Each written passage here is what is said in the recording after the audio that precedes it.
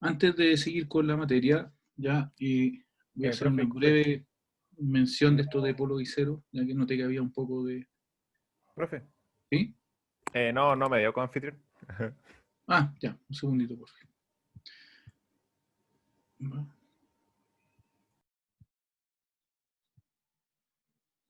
Ahí sí, ¿ya? Ya, voy a hacer un muy breve repaso o explicación de esto, ¿ya? He entendido que, bueno, no sé si se habrá visto antes, pero por lo menos, o sea, la teoría completa de la transformada de los polos y ceros no es como resorte de nuestro ramo, pero igual evidentemente si hay que repasar algunas cosas para que se entienda, lo tenemos que hacer, ¿ya? Tenemos ahí una función cualquiera, FDS, ¿ya? Y en realidad el tema de polo y cero no tiene mayor ciencia, ¿ya? Es decir, o sea, hay mucha ciencia alrededor de eso, pero el cálculo en sí, si nosotros aquí factorizamos, nos quedaría S por 2S más 1, ¿ya? Y abajo obviamente tenemos los mismos S menos 3 por S menos 4, ¿ya? Entonces el tema es el siguiente, si nosotros buscamos las raíces de arriba, tendríamos que S es igual a 0, ¿ya? Porque queremos buscar la solución que anula arriba, o 2S más 1 es 0. Entonces aquí ya tenemos un polo en 0, y el otro polo sería menos, o sea, perdón, tenemos un 0 en 0, que es S, y tenemos el otro 0 en menos un medio, ¿ya? Ahora, abajo, ¿qué está pasando? Quiero buscar los valores de S que anulan el denominador. Entonces, si S menos 3 por S menos 4 yo lo igualo a 0, quiere decir que S menos 3 es 0, o que S menos 4 es 0. Por lo tanto, S sería 3 y S sería 4. Entonces tenemos un 0 en 0 y un 0 en menos un medio, y tenemos un polo en 3 y un polo en 4. Ahora, normalmente se prefiere que los polos estén al lado izquierdo del plano, es decir, que sean negativos por razones de estabilidad. Ya como digo, es una teoría bastante amplia que no tenemos mucho tiempo de repasarla acá, pero numéricamente al menos eso es lo que tenemos acá. Ahora, ¿qué es lo que pasaría si este fuera un S cuadrado? Claro, resulta que la solución es 0, pero en la práctica hay dos ceros en 0. Entonces tendríamos, aunque parezca un poco extraño, repetido, S igual 0 y S igual 0, ¿ya? Entonces, para el criterio del valor final, si nosotros tuviéramos algo así como S cuadrado, supongamos, tenemos, no sé, S más 3 dividido por, hay que borrar esto acá.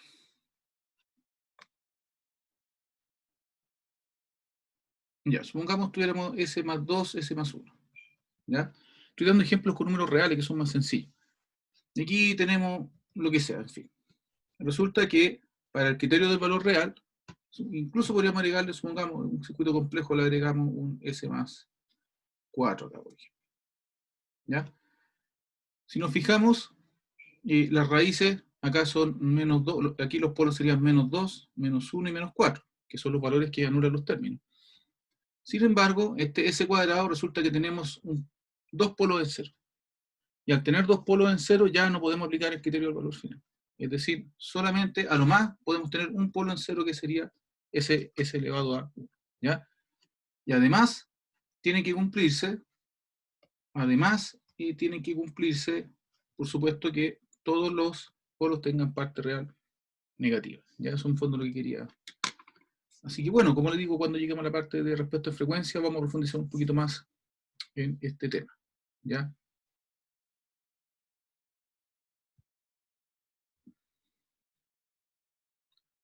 Entonces,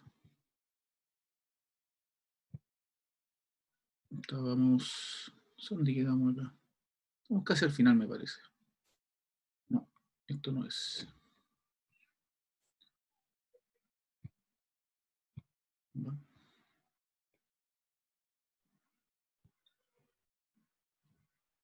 Eso.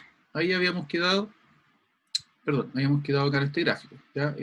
Antes de la pausa, donde en el fondo la idea, como les dije, es que cuadre lo que me muestra el tiempo, ¿ya? Que me muestra que obviamente la respuesta a las exponenciales se van a anular y vamos a llegar finalmente a 4. que esto cuadrara con lo que veo en el circuito, que estoy alimentando con corriente continua, ¿ya? Y todas las consideraciones que hemos estado mencionando. Ahora, vamos a ver otro ejemplo. Por ejemplo, el valor final de esa función que está ahí, ¿ya? Omega dividido en ese cuadrado más omega cuadrado, ¿ya? Esa función corresponde a la transformada de Laplace del seno de omega t, ¿ya? Y resulta que si nosotros ahora, obviamente, factorizamos abajo para extraer las raíces y nos queda una factorización compleja, que es lo que pasa en álgebra, por supuesto, cuando tenemos, no sé, pues x cuadrado más algo igual 0, siempre vamos a obtener ahí complejo. Entonces obtenemos las raíces complejas conjugadas, que es la solución, y resulta que no se cumple con que la parte real sea negativa, ¿ya? Porque de hecho no tenemos parte real, o es nula. Entonces, no podemos aplicar el valor final entonces para esta función que está ahí, ¿ya? Veamos esta otra función que está acá. Ese cuadrado más 4, ¿verdad? Entonces, de acuerdo a lo que acabamos de ver bien recién en la emulación de pizarra, ¿ya? Las raíces, en este caso, obviamente van a ser menos 1 y menos 2. Así que tenemos un polo en menos 1, un polo en menos 2, ¿ya? Y tenemos un tercer polo en 0, ¿ya? Entonces se cumple, digamos, lo que explicamos recién. Por lo tanto, sí podemos aplicar valor final acá, ¿ya? Y aplicando entonces el límite, obtenemos que el valor final es 2, ¿ya? Y ahí tenemos entonces, Profe, ¿sí? ¿de dónde se deduce ese límite? O sea, en el fondo, El... o sea, el cálculo del límite o por qué se plantea el límite de esta manera, ¿Sí exacto eso? ya. O sea, lo que eso es parte en el fondo de la teoría de la transformada de Laplace, ¿ya? Entonces hay una demostración bien complicada de esto, como estas demostraciones son como bien matemáticas puras, ¿ya? Entonces, es algo que está como fuera del alcance de nuestra... Entonces, es parte en el fondo, a ver, aquí lo estamos aplicando, ojo, aquí lo estamos aplicando para circuito eléctrico, pero este teorema de valor inicial y final obviamente se aplica a cualquier sistema que estemos analizando con la transformada, ¿ya? Ahora, tenemos acá lo que es entonces aplicamos la transformada inversa a la función que vimos recién y obtenemos este gráfico, donde nuevamente en el gráfico vemos que esto tiende entonces a el valor 2, que es lo que predice el teorema del valor final que aplicamos acá, ¿ya?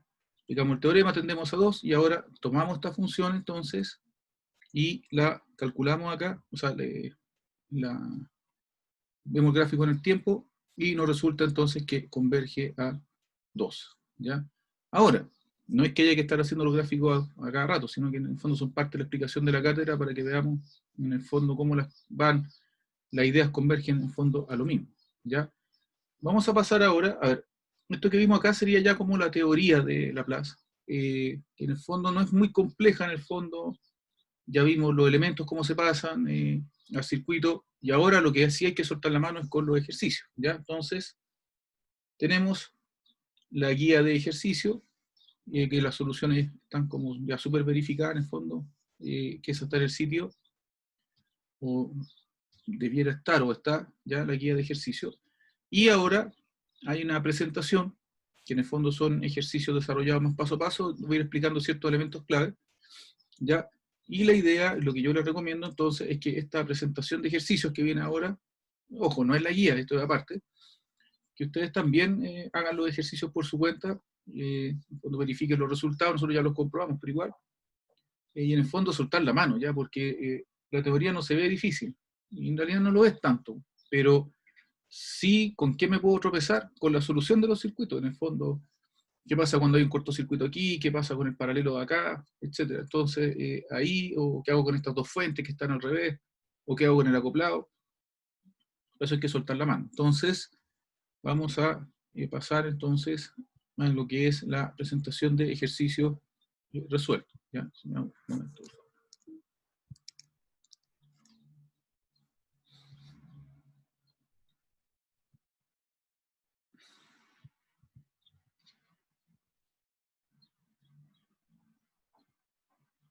Aquí tenemos ejemplo y ejercicio. Algunos ejercicios están con la respuesta, otros están desarrollados más paso a paso, etc. ¿Ya? Vamos viendo entonces de qué se trata esto. ¿Ya? Vamos a partir con algo relativamente simple, que es, vamos a, entonces, tenemos un circuito RL, ya que lo vamos a excitar con una función impulso. Ahora, la función impulso tiene su cuento, ya de hecho, estrictamente ni siquiera es una función. ¿Por qué no será una función, la función impulso en el sentido matemático estricto? Si vemos el gráfico ahí.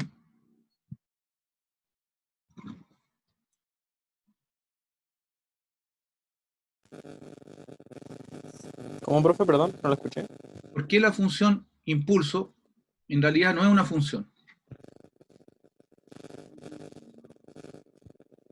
Fíjese el gráfico que tenemos ahí del delta que tenemos ahí. Según lo que tenía entendido yo, era como una definición de la integral que define un área muy pequeña solamente en el origen, entonces no se podía definir como función. Ya, bueno, ahí estamos en el fondo en la dirección correcta. Estoy haciendo un dibujo acá, ¿ya? Voy a compartir. Este tipo de cosas las tenemos que tener como lo más claras posible, ¿ya? Entonces, voy a partir acá. Ya, a ver, si nosotros tenemos aquí el eje del tiempo, y aquí está nuestro delta de t, ¿ya? Y entonces tenemos acá el impulso. Entonces, ¿cuál es el tema? Que estrictamente el impulso no se le puede medir su altura ni su amplitud, porque justamente es una construcción que es como un pulso infinitamente estrecho, ¿ya? Y además no correspondería a una función matemática en el sentido estricto, porque en una función matemática nosotros fíjese que tendríamos infinitos valores de i para un mismo x, o lo que acá en este caso tendríamos infinitos valores de delta para un tiempo igual cero. Entonces, la propiedad que se cumple más bien es que la integral de menos infinito a infinito del delta de t por dt es 1, que es relacionado entonces con lo que decía su compañero, ¿ya? Esa es la idea, digamos. Entonces, es más bien una distribución, es como una distribución como infinitamente estrecha, ¿ya? Y es muy importante esto, bueno, en realidad, en todo, por ejemplo, todo lo que son los sistemas digitales, finalmente son pulsos, impulsos de energía, la transmisión en comunicación, energía, es decir, hay muchísimas aplicaciones donde el tema se mueve con impulso. Entonces, lo importante es que la integral del impulso es 1, ¿ya? Pero en sí no podemos definir el delta de t, no sé, yo digo, ¿cuánto va el delta de t en 0? No lo sé, no tengo cómo, ¿ya? Que además se entiende que es infinita la amplitud. Entonces, o sea, digamos, no podemos determinar hasta dónde llega como el escalón. Así que ese es el tema, ¿ya? Ahora vamos a volver entonces, recuerda entonces, la integral del impulso es 1, esa es la clave. Ahora, volvemos acá entonces, a donde estábamos, ¿ya? Ahora, ¿cómo resolvemos o atacamos esto en Laplace? Entonces, pasamos el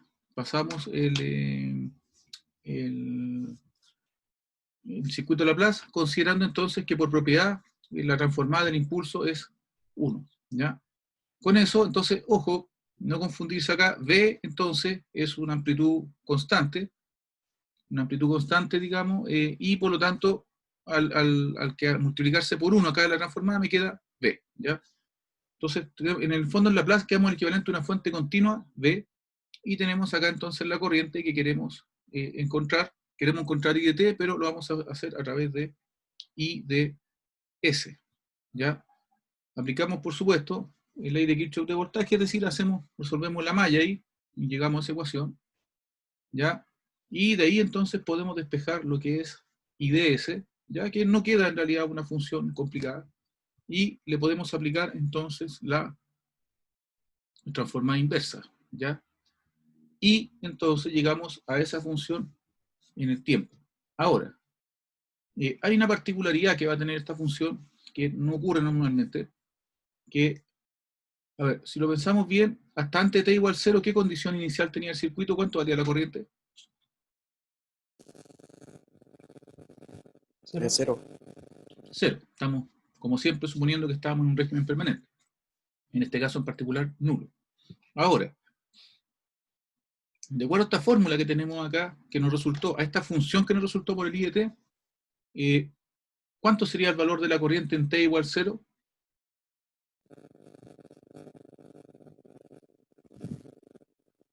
B partido L. B partido por L. ¿Ya?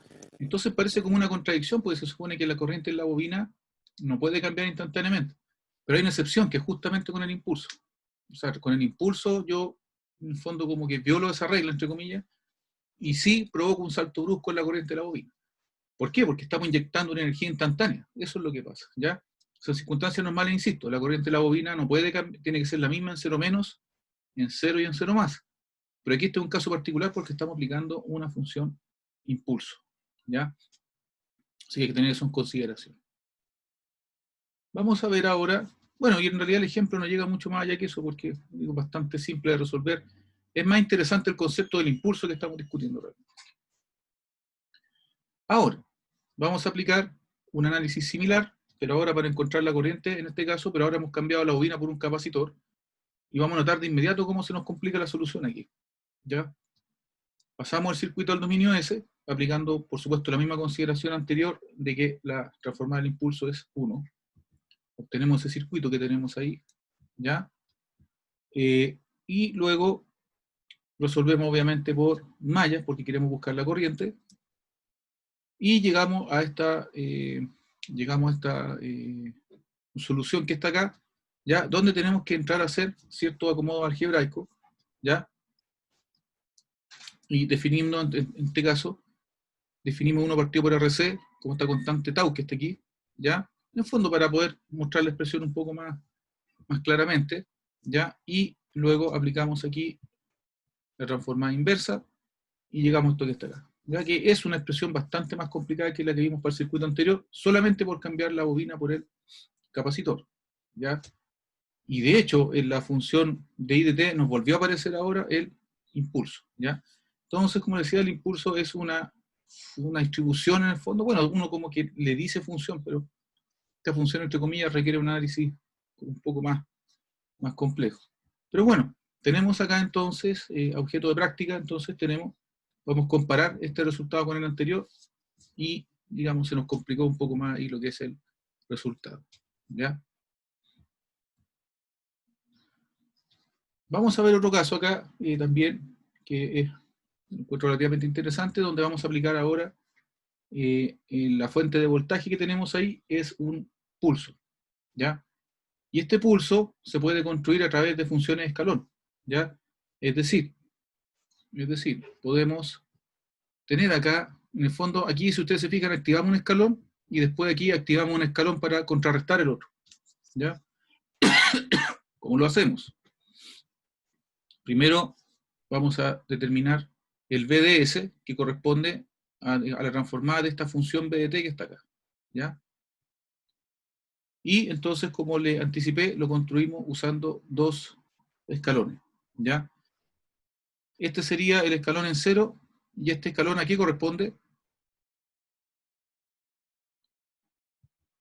este que está acá. Ese es el que resta al otro. Claro, este es el que cancela al otro, ¿ya? Entonces, para cancelar, en primer lugar, este escalón está desplazado. Entonces, en efecto, lo que estamos haciendo es que este segundo escalón lo atrasamos t unidades respecto a 0, y por eso decimos t menos el t mayúscula, porque lo atrasamos t mayúscula unidades, y luego obviamente restamos, y ambos tienen que tener la misma amplitud para que el impulso funcione, o sea, este pulso funcione, ¿ya? Entonces, resuelto la forma de la función de pulso que tenemos ahí, aplicamos la transformada de Laplace, ¿ya? Y recién ahí podemos obtener lo que es el BDS. Ahora, aquí estamos usando la propiedad de retraso en el tiempo, que en frecuencia queda como e elevado a menos s por el retraso, ¿se fija? Aquí desplazamos en el tiempo y el resultado fue que, si ustedes se fijan en este término, es el mismo b partido por s del término de acá, pero con el retraso en Laplace, que es con la exponencial, ¿ya? Que es las propiedades que están como la segunda lámina de la presentación anterior. Y con eso entonces, como les digo, recién obtenemos lo que es el B en S, la fuente, y luego ahí podemos como armar el circuito completo en dominio de Laplace, y ahí recién podemos ahora seguir resolviendo, ¿ya? Aplicamos mallas y llegamos entonces a esta ecuación que está aquí, ¿ya? Y bueno, como yo lo había anticipado, el tema normalmente es la separación en fracciones parciales, que puede ser un poquito aparatoso, ¿ya? Así que bueno, acá vamos factorizando, en efecto hacemos las operaciones algebraicas, ¿ya? Y llegamos entonces a esta expresión que está acá, justo antes de poder separar entonces en lo que son las fracciones parciales. Y llegamos a ese término que es relativamente complejo, ¿ya? Relativamente complejo. Aplicamos entonces a transformada inversa y obtenemos esto que está acá, ¿ya? Ahora, esta función en particular no es necesario multiplicar toda la función por el escalón, porque si ustedes se fijan, dentro de la función ya está el escalón considerado, digamos, en el resultado, ¿ya? Ahora, tratar de resolver esto digamos, tratar de resolver esto mediante ecuaciones diferenciales es complicado, ¿ya? Es complicado. Por eso que en el fondo la herramienta de Laplace, pese a que esto se ve un poco aparatoso acá, la herramienta de Laplace es bastante útil en ese sentido, ¿ya? Porque si ustedes se fijan, acá me habría quedado, digamos, tendría que haber formulado acá la ecuación diferencial, después, si me llegan a quedar las derivadas, digamos, de los escalones, me aparece el otro delta, y como, bueno, ya sabemos en el fondo cómo es el tema por ecuación diferencial, es bastante largo y aparatoso, ¿ya? Aunque este circuito es bastante simple, ¿ya? Así que bueno, ahí tenemos lo que es la solución, ¿ya? Por ejemplo 3. La propiedad entonces que usamos, ya, y por eso la dejé aquí anotada en la diapositiva, es la que tenemos. Esta propiedad fue la que usamos para devolvernos de Laplace al tiempo con esas exponenciales que están ahí, ¿ya? Que esta propiedad que es retraso en frecuencia, ¿cómo lo llevamos en retraso al tiempo?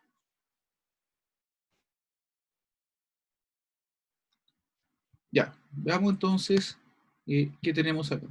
Tenemos un circuito RLC alimentado entonces en paralelo por una fuente de corriente que es simplemente un escalón unitario, ¿ya? Notar que en este circuito no se nos indican condiciones iniciales, por lo tanto podemos asumir que son nulas, es decir, voltaje del capacitor y la corriente en la bobina. Entonces lo primero que procedemos a hacer es a convertir los elementos a lo que es el dominio de S, ¿ya?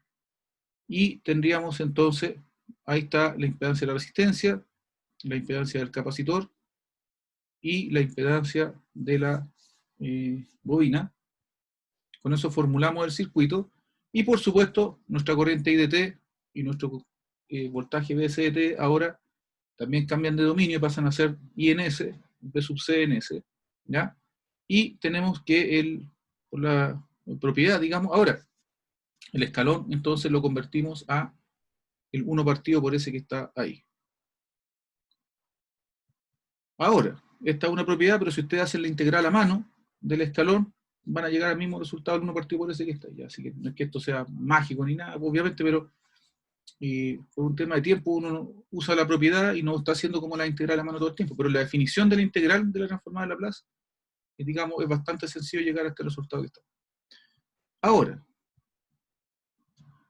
como indiqué, resolvemos entonces el circuito en condiciones iniciales nulas en la malla de la izquierda, ¿ya? Entonces hacemos nuestro IDS acá. Aquí llegamos a la ecuación de malla, por supuesto después factorizamos y despejamos el IDS, ¿ya? Y ahí lo tenemos, este es nuestro IDS. Ahora, separamos en fracciones parciales, en este caso no es complicado, digamos, porque solamente, si ustedes se fijan, el numerador es simple, el denominador finalmente es con ese cuadrado, y llegamos entonces a este resultado que tenemos aquí. Ahora, en este caso, como este circuito sí teníamos los valores de los componentes, a diferencia de los anteriores que eran como con valores literales solamente, aquí entonces vamos ojo, lo que estamos buscando, o sea, tenemos el IDT, ya, sin embargo, lo que nosotros estamos buscando es el voltaje del capacitor, ya. Ahora, el voltaje del capacitor, obviamente como como en fasor, como nos cambiamos de dominio, entonces aplicamos ley de Ohm simplemente, y va a ser la impedancia del capacitor por la corriente, y llegamos a este resultado que está acá, ¿ya?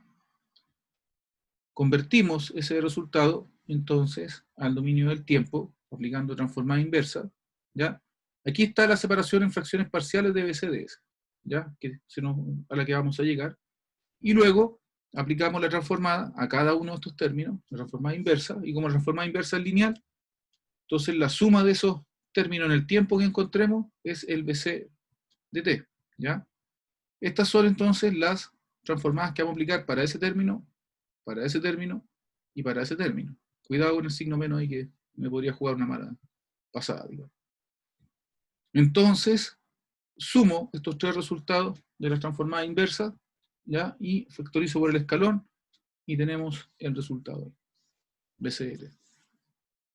Ahora, ustedes ya tienen la experiencia de resolver circuitos, sobre todo el circuito de segundo orden en ecuaciones diferenciales, y es un proceso igual largo, ¿ya? No podemos negar que la herramienta de la transformada es un ahorro de tiempo considerable, ¿ya? Es decir, nos trasladamos tranquilamente al otro dominio por la equivalencia, resolvemos la parte algebraica y nos devolvemos. ¿Ya? Aquí tenemos el gráfico en el tiempo entonces de la respuesta obtenida. ¿Ya? Ahora, vamos a llegar finalmente a un régimen permanente en 0 amperes. ¿Ya? Ustedes se fijan, bueno, la curva tiene como esta curva, digamos, negativa, y después llegamos a 0, ¿no? Vamos a volver al circuito y vamos a ver si efectivamente la corriente sería 0. Sin transformar el Laplace, sin ningún análisis más, al ojo solamente. ¿Por qué en nuestro circuito original acá? Acá, en nuestro circuito original. ¿Por qué la corriente a largo plazo tendría que ser 0?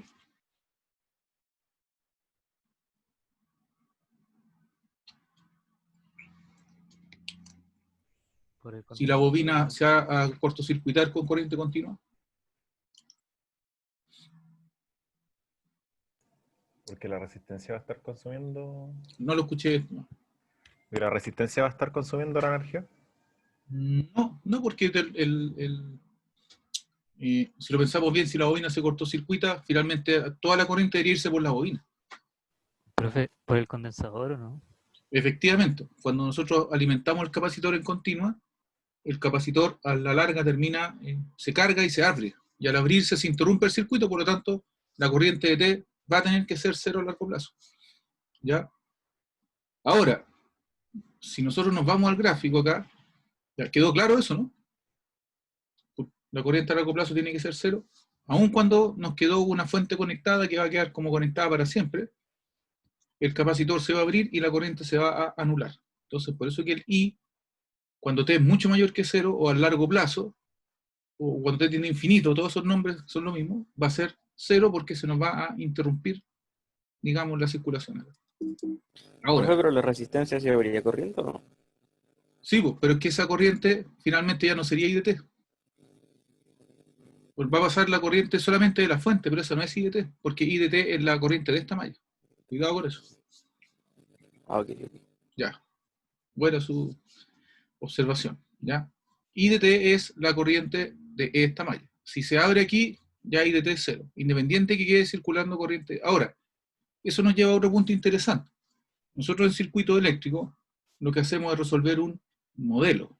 Y en nuestro modelo nosotros creamos las mallas, etcétera. Pero si ustedes se fijan, cuando nosotros vamos, o cuando ustedes tengan laboratorio, uno no mide corrientes de malla. ¿Qué corrientes son las que mide uno realmente? ¿Ramas? De rama. Las corrientes que uno mide es entre puntos. ¿Ya? Ahora, claro, la corriente que yo mida entre esa rama corresponde a la corriente de malla por mi modelo, pero en la práctica lo que yo tengo son corrientes entre ramas.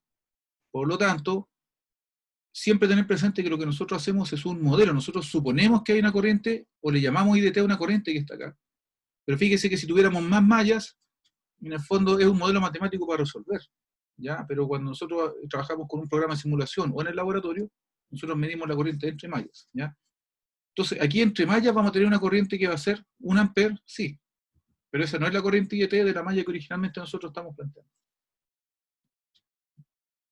La corriente de rama que serviría sería medir esa en la bobina o medir en serie con el capacitor. Esa sí es IDT, porque esa rama coincide con IDT. Pero la corriente rama en la resistencia es IDT más MUDT. ¿Ya? Ahora, ¿sí? Quería hacerle, entre comillas, quería preguntarle si es que lo que había concluido estaba bien, pero en los gráficos se vio como que la corriente se tornaba negativa. Eso significa que se podría interpretar que el IDT estaría como yendo a la dirección opuesta realmente. Ya. Está muy bien la pregunta también. Esa es una confusión que siempre se produce cuando uno resuelve circuito eléctrico. El signo negativo está bien para el IDT que nosotros planteamos. O sea, nuestro IDT matemático está bien resuelto con un signo negativo. Pero la corriente real, en laboratorio, la podríamos medir con un amperímetro, tendríamos justamente, si la midiéramos en este sentido, un amperímetro nos daría negativa. Si pusiéramos el positivo acá y el negativo acá. ¿Ya? Pero esa es la corriente física, la que iría como al revés, pero la corriente teórica que nosotros encontramos está bien, con ese signo negativo. ¿Ya? Porque nosotros supusimos un IDT en un sentido y encontramos el IDT correctamente en ese sentido, pero el sentido real justamente, como dio negativo, quiere decir que la corriente al medirla en un simulador, en un laboratorio, con la polaridad correcta del amperímetro, nos daría que la corriente va para el otro lado. Pero ojo, esa es la corriente física, o la corriente de rama real del circuito. En nuestro modelo, el IDT está bien resuelto y da negativo. ¿Está bien? Sí, gracias. Importante, ya, para todas y todos, tener claro que son como conceptos súper claves de circuito eléctrico. ¿Ya? Y ojo, no estoy reprochando si alguien no lo tiene claro, porque yo también pasé por red 1, red 2, y uno ve muchas cosas, a uno le pasan muchas cosas y uno no queda todo claro al tiro, digamos. ¿Ya? Entonces, no es fácil resolver circuito eléctrico, no es fácil analizarlo, y lo que estamos haciendo acá no es fácil. ¿Ya? Es decir, trato de presentárselo de una manera como endulzada, digamos, y todo, pero lo que estamos haciendo igual. Y por eso que estos ramos no están en el primer año de la carrera, ¿ya? Porque tenemos que tener más herramientas matemáticas como lo que tenemos ahora. Entonces, nunca ha sido fácil analizar circuito eléctrico. Y todo este tipo de conceptos, chicos, voltaje, corriente, voy para allá, voy para acá, si es negativo, hay que tenerlo súper claro. Ahora, vamos a ir, y yo dije que la corriente a largo plazo tenía que ser cero, porque se interrumpió el capacitor. Vamos a ver qué tan largo es ese plazo. ¿Ya? Si nos vamos aquí al gráfico, vamos a ver, ¿a qué le llamamos largo plazo nosotros? ¿Cuántos segundos?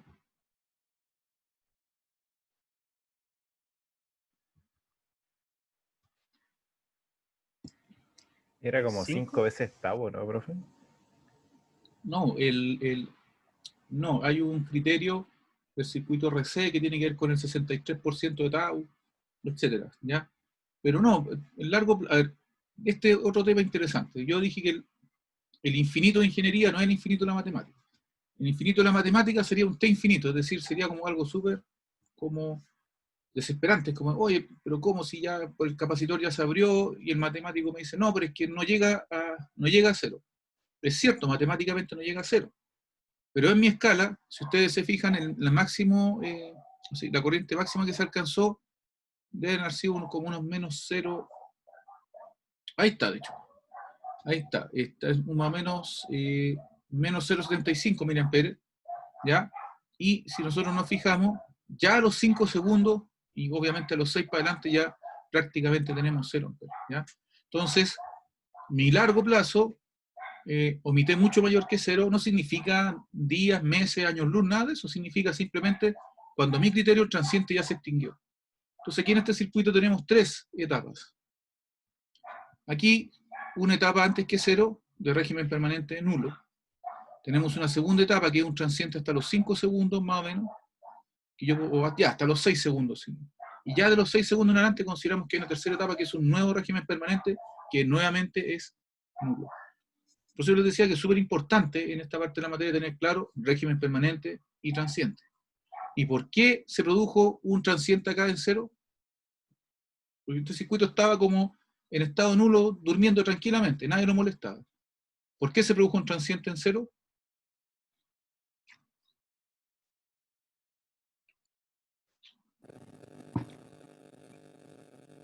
No me Por el acuerdo. UDT, ¿o no? Por el escalón, justamente. El escalón, a ver, en la práctica, en las fuentes de corriente de voltaje real, no hay un MUDT. El MUDT es una construcción matemática.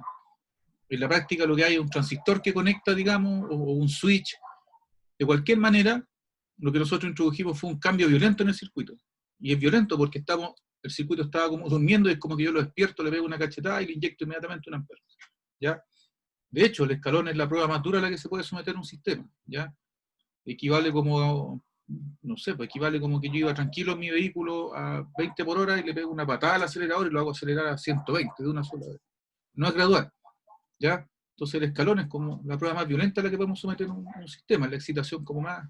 Entonces, claro, el circuito estaba tranquilo, durmiendo, le inyecté el ampere en T igual 0, y por eso produzco un transiente, es como que lo sacudo de su estado, el circuito después desarrolla un comportamiento hasta que nuevamente alguna propiedad lo lleva a un nuevo régimen permanente. Y la propiedad que ocurrió aquí fue que si bien la bobina tiende a ser un cortocircuito con corriente continua, ese tiende a ser significa que la bobina va de a poco, va abandonando el transiente hasta entrar a un punto donde conduce corriente idealmente sin resistencia. Pero ese cortocircuito de aquí no puede contrarrestar el circuito abierto que se forma. Así que en este caso el capacitor es el responsable de anular la corriente en el largo plazo. Y nuestro largo plazo, como insisto, fueron apenas 5 o 6 segundos. Mucho menos tiempo del que me demoraba en explicar esto. ¿Ya? Así que el T mucho mayor que 0 o el largo plazo depende nuevamente de mi ventana o mi escala de tiempo. ¿Ya? ¿Alguna duda?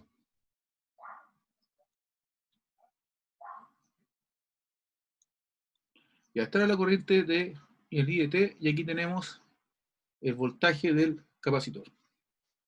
¿Ya? Ahí tenemos entonces el voltaje del capacitor. Ya.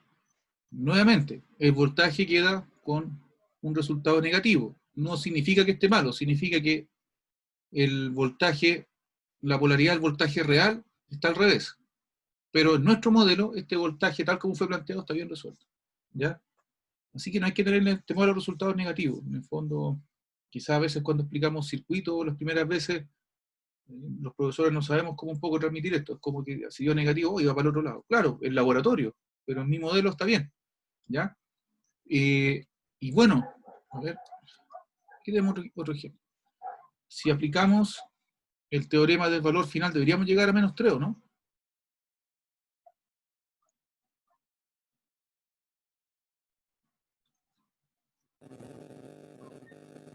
Sí, deberíamos. Veamos el tiro si es cierto. ¿Ya? Vamos a aplicar el teorema del valor final al voltaje del capacitor. Entonces voy a switchar ahora. Voy a switchar ahora a la pizarra.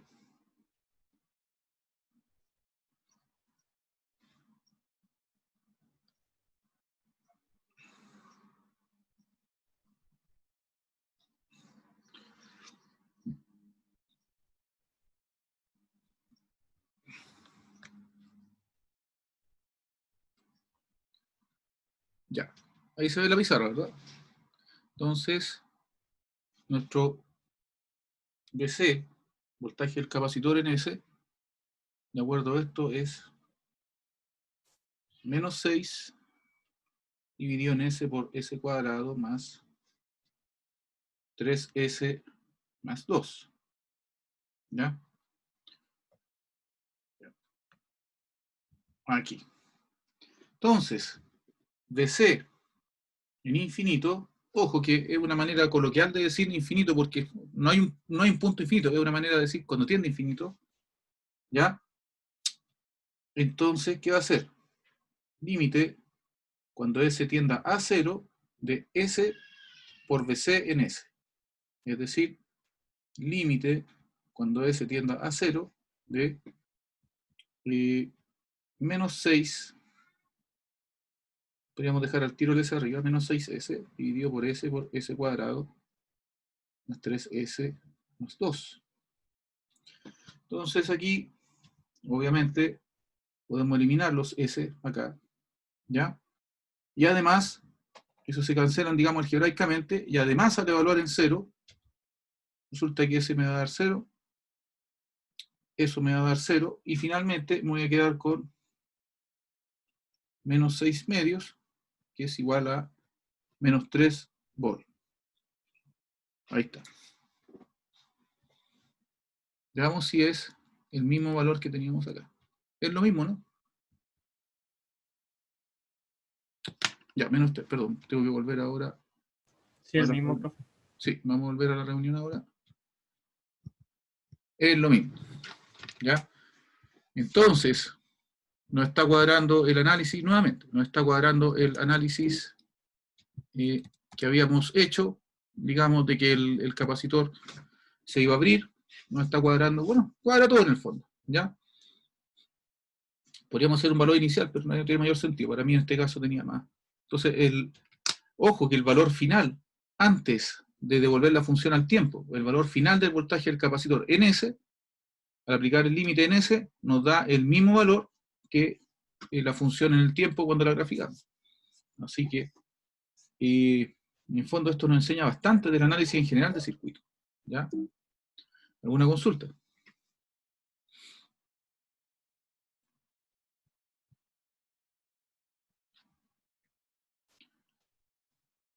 Ya. Vamos a ver, no sé si esto está con solución. Sí, este está con solución. Ya. Tenemos este circuito acá, ¿ya? Y entonces se nos pide buscar la respuesta completa, en el fondo, la función en el tiempo que describe a la corriente IDT que está ahí, ¿ya? Y recordemos que aquí también vamos a tener lo mismo que vimos recién. Régimen permanente, transiente y régimen permanente. ¿Quién produce el transiente o debido a qué fenómeno vamos a tener el transiente acá? Debido al inductor. No, pero ¿qué elemento dispara el transiente en este caso? Claro, está bien. El switch. El switch es el que va a disparar el transiente. ¿Ya? Entonces, a ver, no sé si se han salido a desarrollar este circuito más en la pizarra, no creo, está bastante simple, yo creo, pero ojo, lo que nosotros hacemos ahora es analizar el circuito en T menor que 0, ¿ya? Y en T menor que 0, en T menor que 0, claro, tenemos, ya. En T menor que 0, ¿qué es lo que ocurre? Como suponemos que en T menor que 0 estoy en un régimen permanente que viene desde hace, no sé, exageradamente, millones de años, en el sentido de que no tengo ningún transiente pendiente. Entonces, en ese régimen permanente, ¿qué es lo que ha ocurrido? Que la bobina aquí se ha cortocircuitado. Y como está abierto el switch, entonces la corriente IDT pasa por las dos resistencias y por el cortocircuito. Por eso entonces que la corriente en 0 menos la podemos calcular simplemente como el voltaje de la fuente dividido por la suma de las dos resistencias, ¿ya? Y eso nos arroja 2 amperes. Ahora, ¿qué es lo importante? Que esos 2 amperes son lo mismo en 0 menos, en 0 y en 0 más. Pregunta súper importante. ¿Todos tienen claro lo que significan esos tres intervalos? ¿O lo que significa el 0 menos, 0 más? ¿O no? ¿O lo explicamos en la pizarra?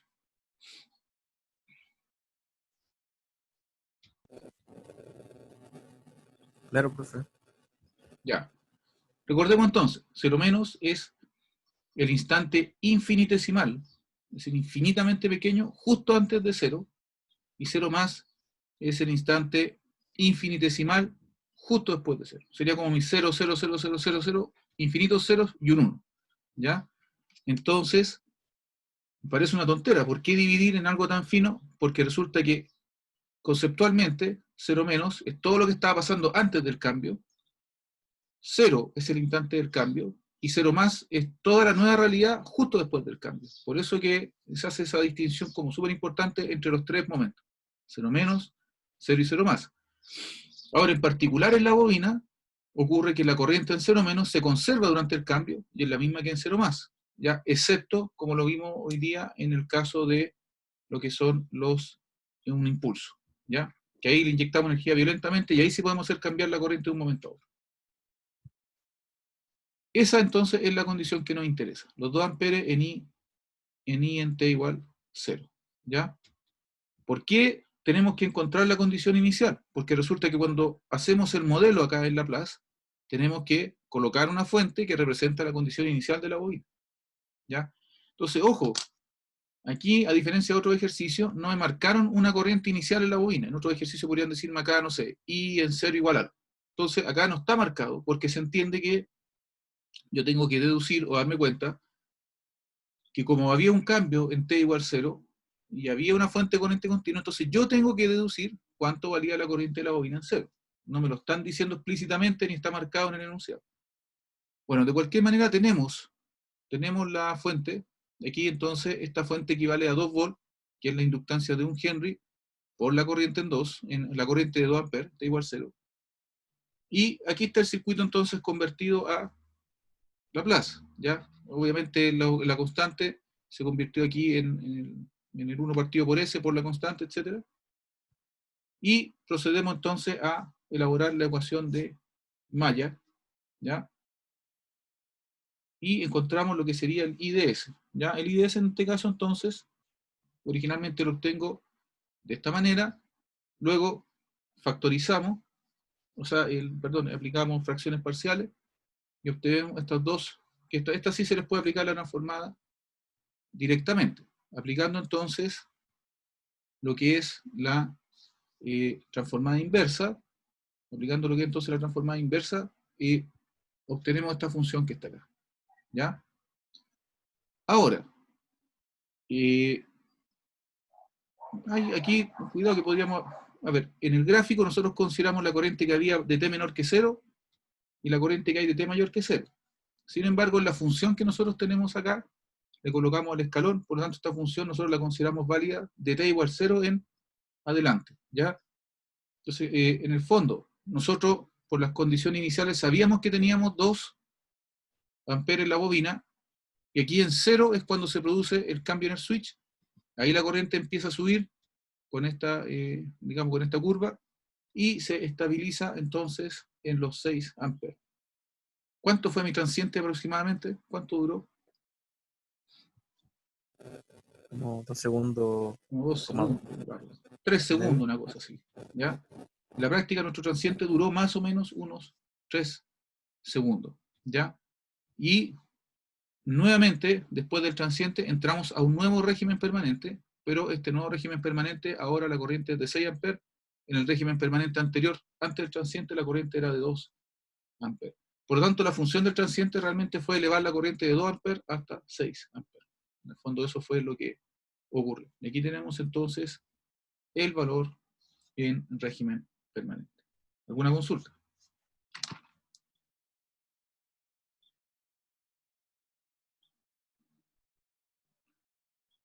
Ojo también, si yo evalúo esta corriente en t igual 0, ¿cuánto me da?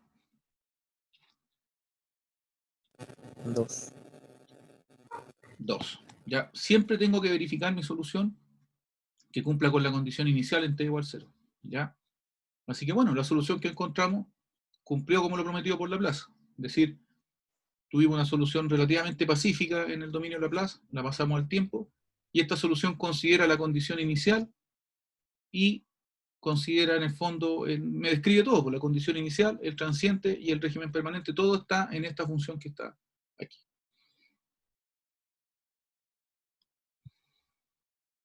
Ya, esta la voy a dejar para que, a ver, insisto, les sugiero que se hagan tiempo y practiquen todos los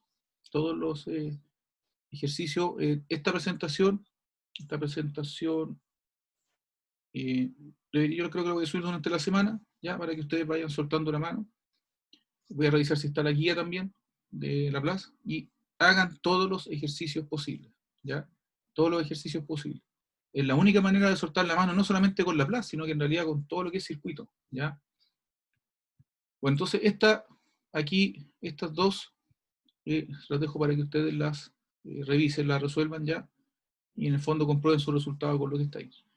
De hecho, a ver, ojo, aquí hay un error acá en la diapositiva, ya, para que hay que revisarlo entonces ahora cuando suba. A veces me pasa que el PowerPoint me corrompe algunos elementos. Esto de acá es 3A, ¿ya? Bueno, quizás es fácil darse cuenta, pero aquí se lo corrijo oficialmente. Hubo un error ahí y se corrompió un gráfico. Esto de aquí es 3A. A ver. Ahí. ¿Ya? Para que lo tengan en cuenta cuando lo vayan a resolver. ¿Ya? Es muy, muy parecido a uno que presenté aquí al inicio, digamos, que era también con un ancho de pulso.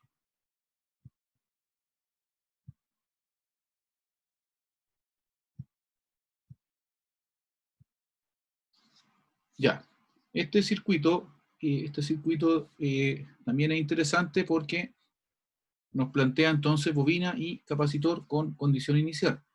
Fíjense que en este caso no hay un switch o un escalón, está hecho como todo en literales, digamos, sin un valor numérico, y están marcadas las condiciones iniciales, en el fondo, al decirme B1 en 0, B2 en 0 y 1 en 0, entonces me están poniendo ahí en el fondo que habían valores en el momento que en T igual 0 estaban cargadas las bobinas y los capacitores. Entonces, el circuito lo llevamos acá, ¿ya? El circuito lo llevamos acá a Laplace, ¿ya? Aquí están. Lo ideal es que los sentidos de las mallas sigan el mismo, digamos, camino que he marcado acá en la corriente de rama. Y aquí entonces las condiciones iniciales se han convertido nuevamente en fuentes de voltaje. Acuérdense que cuando mostré cómo se tratan las condiciones iniciales al solucionar el Laplace, por ejemplo, el capacitor puede ser una fuente de voltaje en serie o puede ser una fuente corriente en paralelo. ¿Por qué no habremos usado la fuente corriente en paralelo en este caso? Porque son dos formas de plantear la misma condición inicial.